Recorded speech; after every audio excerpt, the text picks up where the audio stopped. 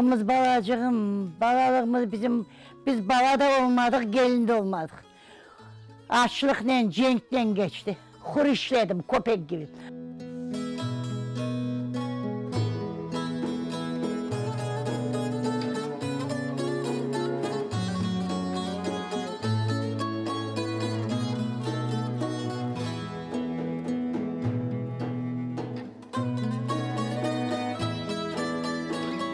Her cuma bayram idi. Bizim direklerimiz var idi, tut direklerimiz. Onlara sancak bağlar ediler her cuma. Hani o cuma günü iş yok edi adamlara. Halk birbirinden mabet edip toylar olsa o endi bunda şimdi gibi sofralar, stollar yok. Herkes oturup abile ipak bağacıklara 40-50 tane çırakçıklara arediler abile. Herkesin eline yakıp verirdiler.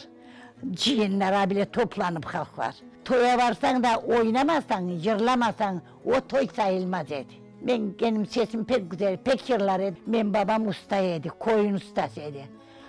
Fundamentinden başlarıydı, kapısında penceresinde her bir şeyle teredi kendisi. Varlığımız var idi, mallarımızın, ifak malımızın sayısı yok idi.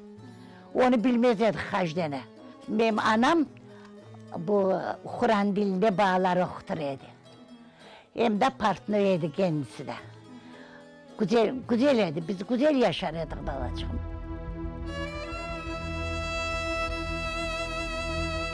Sırgınlığı, o sırgınlığı sorama. Sabah saat 4'te geldiler. Rahmetli babam abdest namaz kılacak, sürgün ettiler bizi. Bir şeye dekmeniz dedi. Bizi avraya çıkarıp atacaklar dedi, almanız bir şey dedi.